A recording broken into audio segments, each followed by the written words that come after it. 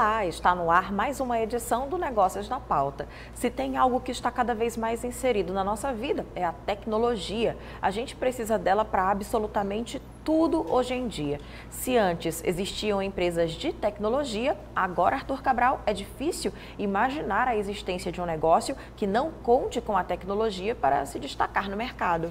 Isso mesmo, Dalva. E quando se fala em tecnologia, é importante ressaltar áreas como a internet das coisas e a inteligência artificial. Parece a mesma coisa, mas na verdade são conceitos diferentes, que têm convergido, especialmente no segmento da segurança eletrônica. Arthur, é especialmente essa área que hoje nós vamos explorar em um bate-papo aqui mesmo no estúdio, entre nós dois, porque recentemente ocorreu um evento aqui em São Luís específico para interessados nesse setor e você esteve lá, não foi? Sim, Dalva.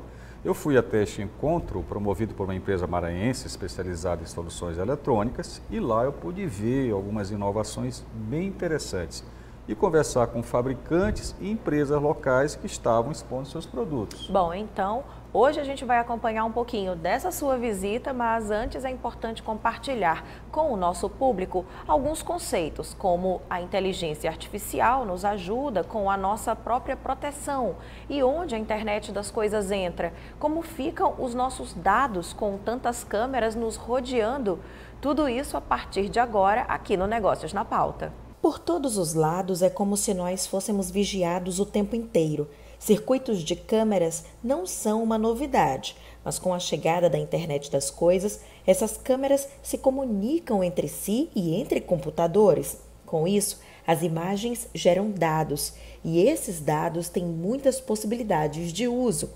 A internet das coisas já é uma realidade tanto no uso doméstico quanto nas empresas. Um dos grandes benefícios dessa tecnologia aos negócios é o aumento da integração e segurança de dados e transações. A Agência Brasil divulgou um dado animador do BNDES, o Banco de Desenvolvimento Econômico e Social. Segundo o levantamento, o Brasil deve movimentar cerca de 132 bilhões de dólares por empresas que irão desenvolver ferramentas de tecnologia relacionadas à internet das coisas.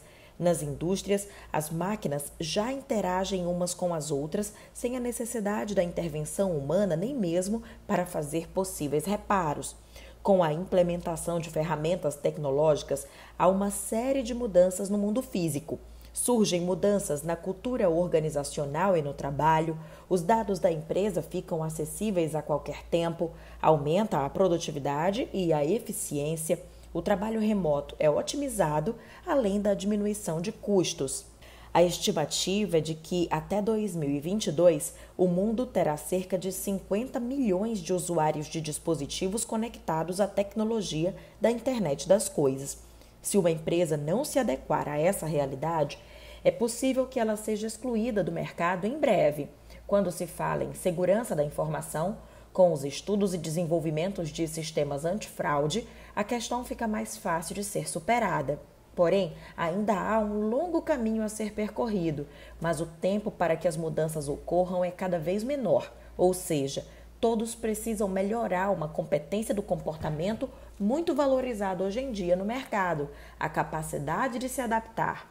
Com a geração de dados em tempo real, as empresas que investem na internet e na inteligência artificial das coisas poderão entender melhor as reais necessidades dos consumidores. Com isso, irão oferecer produtos e serviços customizados e direcionados para um tipo de público específico. E essa é só uma das muitas possibilidades. Bom, Arthur, a gente viu aqui um pouquinho desses conceitos todos, mas agora eu estou curiosa para saber, sabe o que, gente? Mais do que as ferramentas, eu quero saber a opinião de Arthur Cabral sobre o que ele viu. Então, qual que é a tua avaliação sobre tudo que a gente tem vivido, especialmente essa convergência da internet das coisas com a inteligência artificial, e o que você viu lá te deixou impressionado? Não há dúvida que fiquei impressionado com algumas inovações que estão acontecendo. Na verdade, Dalva, a tecnologia ela vai entrando no nosso dia a dia sem a gente perceber de forma muito sorrateira e a gente vai se acostumando com ela. A gente vai ficando dependente dela. Mas existem algumas coisas que acontecem e a gente nem sabe. Então, por exemplo, nós nos acostumamos com alguns conceitos ou alguns equipamentos em torno da gente igual circuitos fechados de TV, que a gente usa para segurança, na sua casa, no seu condomínio. Mas, por exemplo, e essas imagens normalmente ficavam gravadas. E o que é feito com essas imagens? As inovações que eu vi é que hoje, dentro de câmeras de CFTV, já tem, na verdade, verdadeiros computadores lá dentro. Então a câmera processa a sua imagem e consegue mandar todas essas imagens para uma central. Como ela processa, ela não manda a imagem inteira, que precisaria de ter uma largura de banda de transmissão bastante larga, mas somente os dados que interessam para quem está gravando. E aí ela vai desde te reconhecer, tem reconhecimento facial, medir tua temperatura, um monte de coisas, saber quais são os objetos que você tá usando, se você tem uma arma escondida, ela faz tudo, né? Aí tem a questão do infravermelho, e isso é uma coisa impressionante, porque isso pode ser usado não somente para segurança, mas monitoramento das populações de forma geral. Verdade. Né? Então, aquela velha coisa assim, do famoso 1984, de George Orwell, né? Do grande irmão, que ele vai monitorar a sua vida. Na verdade, isso já está acontecendo. Né? A gente já está nas mãos da tecnologia e alguém domina isso. A questão é como isso está sendo feito, quem está controlando isso, com quem ficam esses dados. Já existe a Lei Geral de Proteção de Dados, mas isso é muito voltado para as empresas. E a pessoa física, como fica? Verdade. Aí um exemplo dessa utilização que o Arthur acabou de mencionar é o nosso corpo está lá passando pelo shopping e aí isso gera o dado. Que tipo qual é a cor da pele predominante nesse ambiente? Pelo reconhecimento facial, se ele acessar um banco de dados da população, ele já diz que Dalva Rego estava tal hora no local tal. Ele já fala isso, né? E isso é uma coisa impressionante. E essa informação, se for informação, por exemplo, para órgão de segurança pública, ele pode colocar um determinado banco de dados procurado da Justiça e ele vai localizar essas pessoas em qualquer lugar da cidade. E isso a gente fica se perguntando até o quanto isso é uma invasão da sua vida privada. Mas isso já está disponível, né? Isso tudo foi criado no sentido de aperfeiçoar os equipamentos, a tecnologia para segurança de empresas. Esse evento que eu fui é muito voltado para empresas, as empresas que fazem segurança. Aí tem uma série de coisas que já acontece hoje, por exemplo, as portarias virtuais. Uma portaria virtual, hoje você não precisa mais ter um porteiro no seu condomínio. Você tem uma empresa que tem um monitoramento geral, que tem uma câmera e que se comunica através de fone e alto-falante com quem está falando com o equipamento. E comandos a qualquer distância. A qualquer distância, né? Então, são revoluções silenciosas que vão acontecendo. Olha só, Arthur, eu tenho ainda muita curiosidade para saber o que foi que você tanto vê um pouquinho daquilo que você presenciou, testemunhou. Então a gente faz um intervalo agora e na volta a gente vai poder acompanhar pelo olhar do Arthur diretamente do evento que reuniu aí gente muito interessada nesse segmento. Já então a gente volta com mais Negócios na Pauta. Negócios na Pauta de volta e hoje falando sobre tecnologia, inteligência artificial, internet das coisas e segurança eletrônica. No bloco anterior, a gente comentou aqui que o Arthur Cabral foi até um evento aqui em São Luís que reuniu diversas demonstrações inovadoras do quanto tudo isso está interligado. Arthur, então agora nós vamos ver juntos como foi esse evento.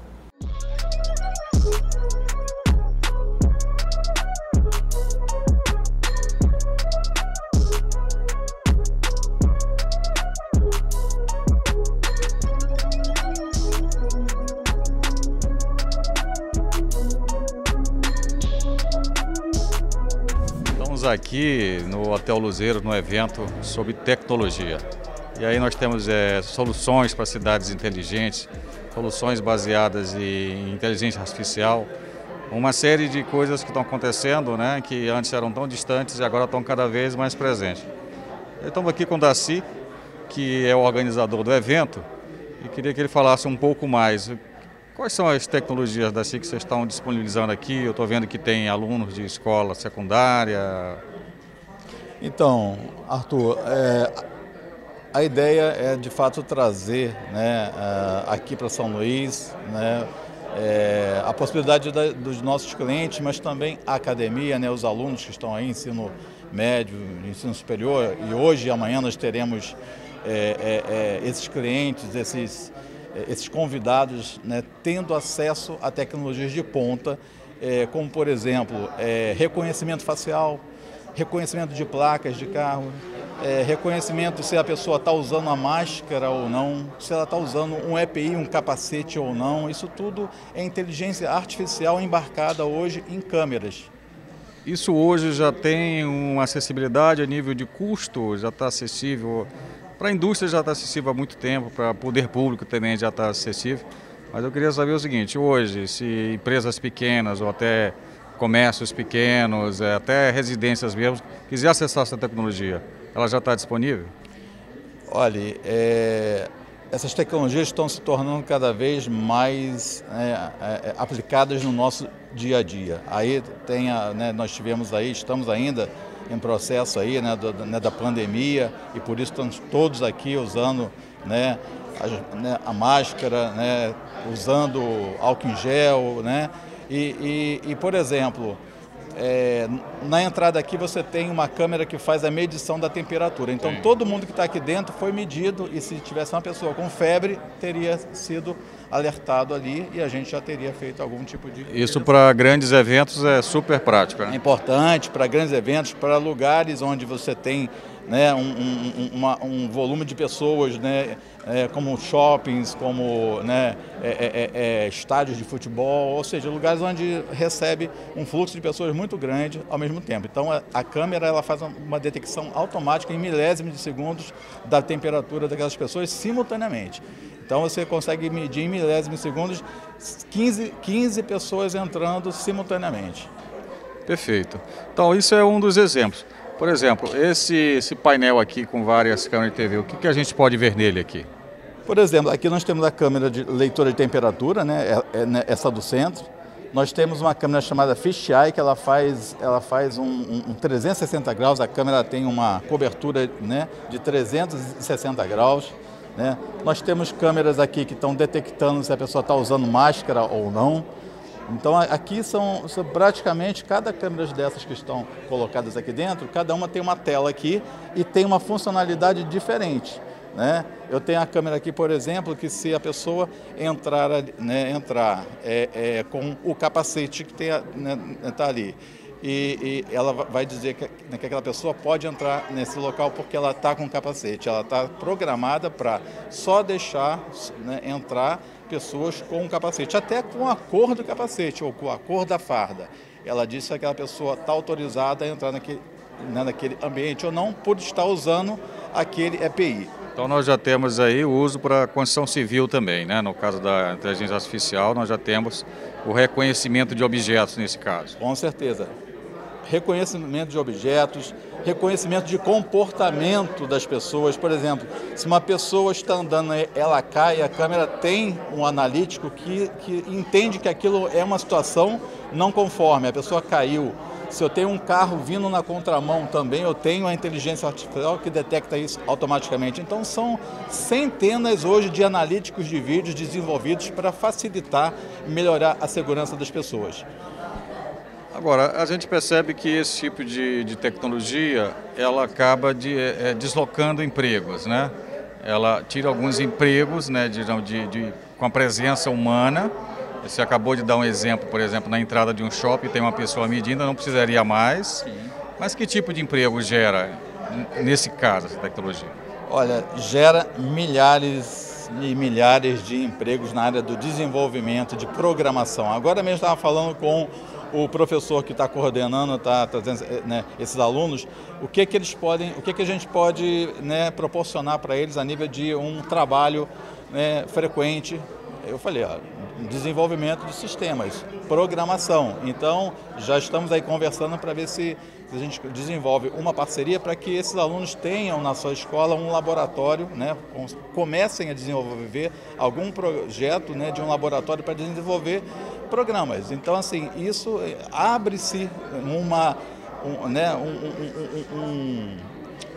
abre-se uma oportunidade muito grande. Por exemplo, tem empresas hoje que, de fato, tem departamentos inteiros só de desenvolvimento de software, desenvolvimento de programas para termos cada vez mais analíticos. Então, essa área de programação, essa área de TI, ela está tendo uma expansão muito grande em função da digitalização, né, dos serviços.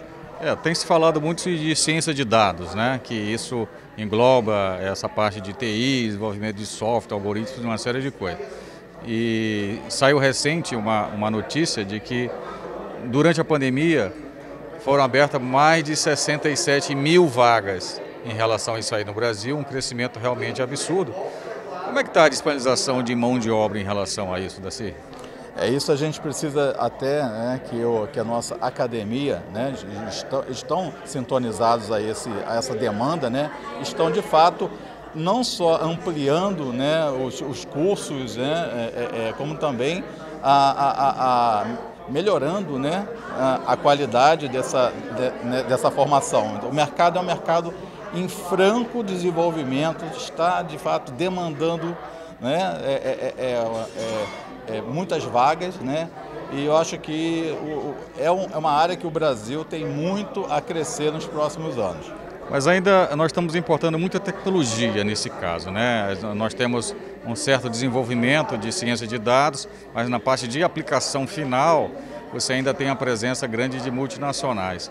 Existe um espaço para startups crescerem nesse mercado? Existe, estão acontecendo. Nós temos, por exemplo, um parceiro que fica em Pernambuco, no Porto Digital, que ele começou com um engenheiro, né, e um analista fazendo, né, desenvolvimento do sistema. Hoje ele está com mais de 30 engenheiros só desenvolvendo análise inteligente de vídeo. Então isso quer dizer, o mercado em franco desenvolvimento. Hoje ele tem praticamente 10% da equipe dele só em desenvolvimento. Tá? Então as startups estão aí, o mercado das startups está sendo impulsionado, né, a nível de governo, a nível das próprias empresas privadas. Então acho que são áreas que estão em franco desenvolvimento e crescimento do país. Há uma certa preocupação para a academia com relação à permanência de pós-graduandos, né, na área de mestrado, doutorado nessa área, até porque recentemente nós tivemos um corte de quase 90% da verba de ciência e tecnologia, né, e uma tendência de fuga de cérebro do país. Você acha que sem a academia somente as empresas conseguiriam fornecer essa mão de obra? Não é possível. Acho que isso precisa ser uma junção de forças, né? As empresas estão sempre, né, disponíveis para poder apoiar, né,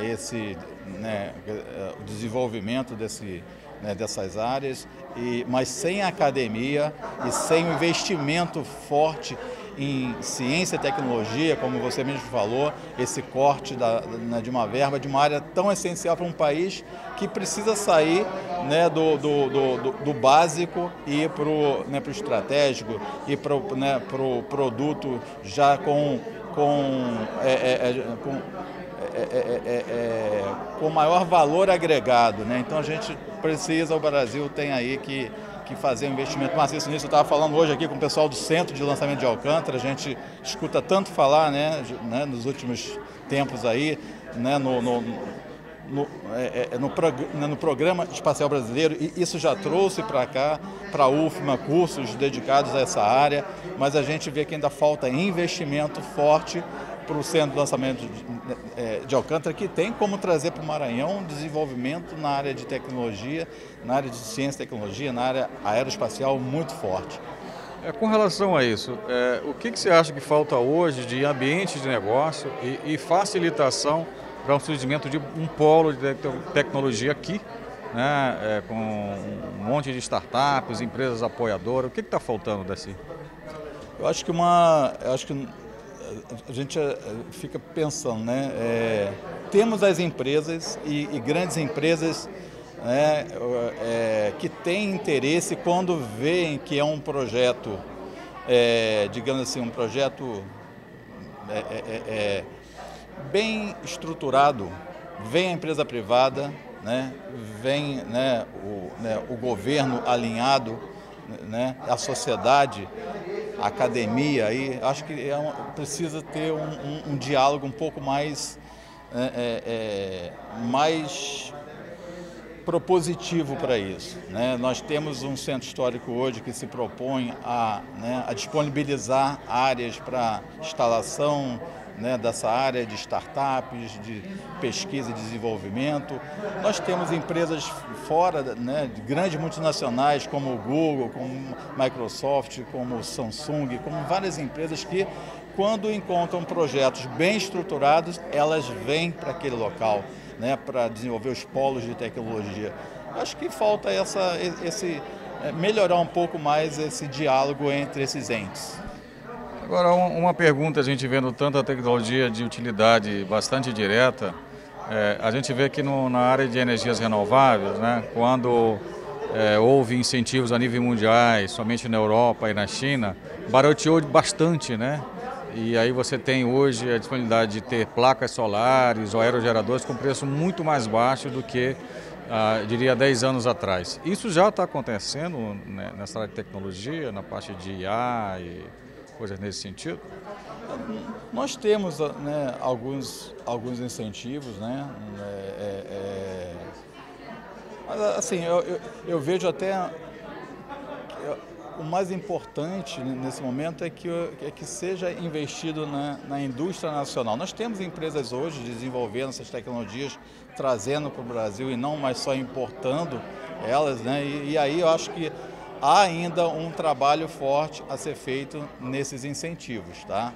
Nós vemos, por exemplo, estados, né, como São Paulo, Pernambuco, aqui no Nordeste, é um estado né, hoje desenvolvedor de tecnologias, né, bastante forte no Porto Digital, né? Eu acho que essas ações precisam ser também mais incentivadas, né, ter mais acesso, né, à importação, né? A gente hoje ainda paga um custo muito alto, né, para você importar essas tecnologias. Então, eu acho que esse mercado um pouco mais livre, né, mais aberto, vai proporcionar que o Brasil tenha essas áreas mais desenvolvidas.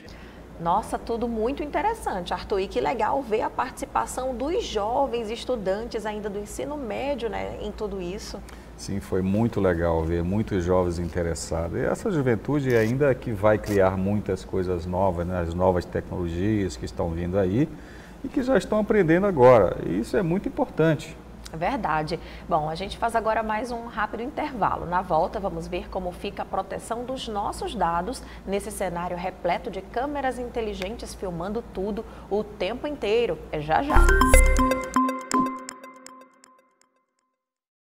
Estamos de volta. O Negócios na Pauta hoje está pura tecnologia. Arthur Cabral conheceu algumas soluções inovadoras de perto, alguns produtos fabricados com inteligência artificial e devidamente conectados na rede mundial de computadores, né, Arthur? Muita coisa nova, bem interessante. E lá também eu acabei me deparando com uma discussão muito oportuna sobre proteção de dados. Afinal, com toda essa hiperconexão, é isso que nós estamos virando, Dalva. Dados, exatamente, muito bem lembrado. Então vamos ver uma explicação sobre isso e por que essa preocupação é de fato importante. A tecnologia para a proteção de privacidade é uma tecnologia que recentemente vem ganhando o mundo inteiro, principalmente depois das novas regulamentações da Lei Geral de Proteção de Dados. Antes de apresentarmos a tecnologia de proteção de privacidade, nós vamos falar um pouquinho sobre a Lei Geral da Proteção de Dados, que foi aprovada no ano de 2018 e que todos nós estamos e precisamos nos adequar às novas diretrizes e regulamentos.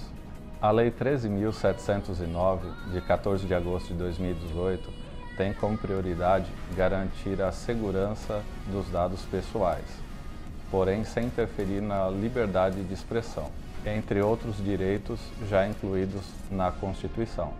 Devido ao avanço muito rápido da tecnologia e da internet, a falta de regulamentação é um problema que já vem sendo discutido há muitos anos.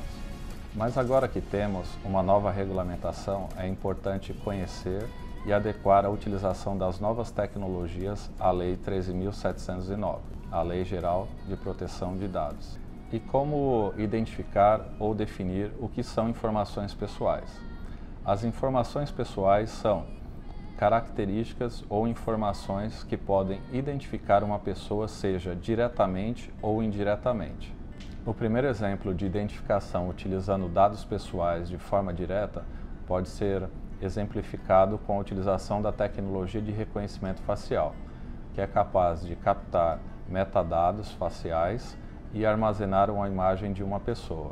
A segunda possibilidade é a identificação de uma pessoa utilizando dados de forma indireta, que pode ser exemplificado também com a utilização de uma tecnologia de vídeo estruturado, que capta e armazena metadados corporais em um sistema de Big Data.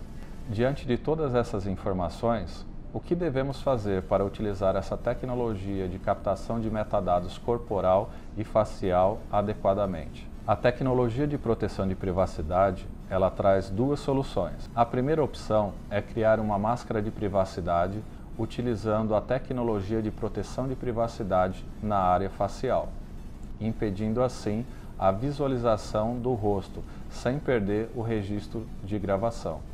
A segunda solução é criar uma máscara de privacidade, também utilizando a tecnologia de proteção de privacidade na área corporal, impedindo assim a visualização do metadados da área corporal de uma pessoa. A tecnologia para a proteção de privacidade pode ser aplicada em uma imagem ou vídeo em tempo real.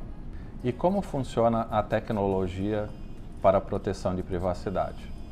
As imagens são gravadas e armazenadas com os metadados, porém somente o administrador do sistema tem a capacidade de visualizar a imagem sem os metadados, evitando assim o vazamento de imagens, vídeos e informações confidenciais. Sendo assim, é possível utilizar a tecnologia para a proteção de privacidade com captação de metadados facial ou corporal com segurança. Logo, cenários em que foram proibidos a utilização de sistemas de vigilância tradicional para a captação de metadados para utilização em aplicações de marketing já podem retornar a utilizar a tecnologia de captação de metadados facial e corporal, porém sem deixar de utilizar a tecnologia de proteção de privacidade. Agora que você já conhece que é possível utilizar a tecnologia de proteção de privacidade para sistemas de segurança, você pode pensar aonde você deixou de colocar e aonde você poderia colocar câmeras para captação de metadados facial ou corporal para auxiliar as suas operações de segurança ou de aplicações de marketing. Então, Arthur, como é que você avalia essa questão relacionada à proteção dos nossos dados? Olha, eu acredito que toda a legislação ela ainda tem que avançar muito em relação a isso, né? Porque a pergunta sempre fica assim: até quando vai invadir a sua privacidade? Até quando uma empresa privada tem o direito de gravar dados seus e reter? Como é que ela pode disponibilizar isso para uso dela ou para uso de terceiros? A LGPD, que é a Lei Geral de Proteção de Dados, já fala muito a questão da disponibilização dos dados da empresa para os governos, por exemplo. Mas essa questão da proteção dos dados individuais, eu acho que é algo que tem que avançar muito. Imagina você está dentro de um espaço privado, como um shopping center, por exemplo, e hoje você já tem algoritmos bastante avançados que ele, até através do teu reconhecimento facial, ele vai identificar qual o seu padrão de comportamento dentro do shopping e qual o seu padrão de consumo. E isso ele vende usa. isso, né, Arthur? Isso ele usa. Claro. Veja só, os algoritmos de grandes redes sociais, como o Google e tudo mais, eles já fazem isso. Mas você autoriza. Quando você se inscreve, você pergunta lá e tem um contratinho. Mesmo sem ler, tem um contratinho que você fala assim, aceito, né? Para poder participar, eu aceito. Mas no espaço privado desse, você não tem nenhum de acordo. E aí? O que você acha disso?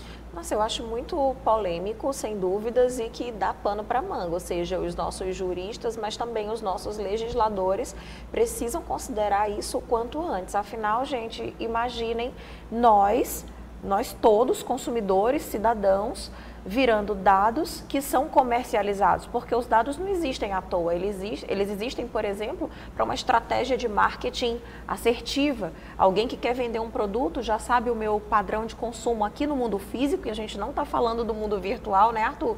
Mas no mundo físico mesmo, e meio que programar os meus passos a partir daquilo que conhece a meu respeito. E isso vale muito. E nós estamos falando só de padrão de consumo. A gente pode falar de padrão de uma maneira geral, de tudo. De comportamento, de tudo. Veja só, quando eu entro num grande site de vendas, como o Amazon, por exemplo, em que eu faço uma compra, ele identifica um gosto meu determinado, ele começa a me mandar um monte de informações. Eu acho isso legal. Sim. Porque me poupa tempo, né? De ficar procurando coisas. É tipo dizer assim, olha, você gosta disso aqui, mas isso aqui tem uma coisa também que você pode gostar. Mas é diferente, por exemplo, quando você está num ambiente privado, que você não deu um aceite, ou até no ambiente público, como uma rua, uma praça e tudo mais. A mesma coisa se aplica a carros, né? Hoje existe algoritmo também de reconhecimento de placas, onde você identifica pelo carro que passou quem é o carro que passou, qual é a placa e quem é o proprietário e tudo mais. Isso pode servir para governos para identificar carros roubados e tudo mais. Mas quem garante que não vai ter outros usos que não foi esse, né? Então, eu acho que a sociedade, os legisladores têm que estar muito preocupados com isso. E eu falo até do ponto de vista individual, mas do ponto de vista de empresas também, né?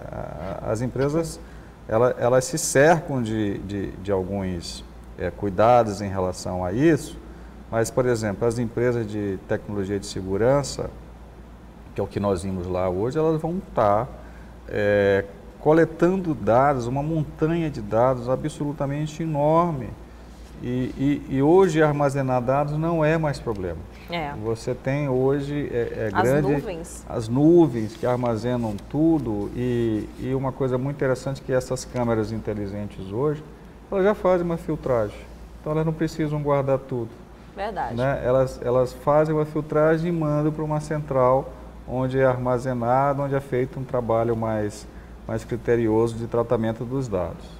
Olha, Arthur, hoje o nosso programa foi diferente. Em vez de receber convidados, a gente bateu esse papo. E fomos até os convidados, né? E fomos até onde tudo aconteceu. Isso. E isso é muito interessante também, porque demonstra que a gente está aqui para expandir, para inovar, né? Estamos inovando. Estamos inovando. Então, gostei de ver, Arthur Cabral. Parabéns. Pois é, deu até uma de repórter hoje, Dalva. Repórter, engenheiro, empresário, apresentador e repórter. Currículo completo. E professor universitário. Ainda tem mais essa, né, Arthur? Foi legal, eu gostei bastante. Eu acho que isso a gente também, uma coisa que eu senti, Dalva, é que quando a gente chega até o convidado dentro do ambiente dele, há uma descontração maior para ele falar, e a gente percebe que às vezes a pessoa aqui na frente de uma câmera fica meio assim, né, travada, e a gente fica, claro. Não precisa ficar assim não, qualquer coisa a gente edita. É verdade. Bom, Arthur, então a gente encerra aqui esse nosso programa, né? O Negócios na Pauta vai ficar por aqui. Vamos encerrar da melhor maneira. Muito obrigada pela sua audiência.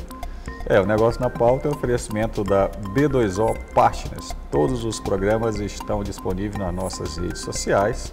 É só seguir Negócios na Pauta. Uma boa semana para você. Até o nosso próximo encontro. Tchau.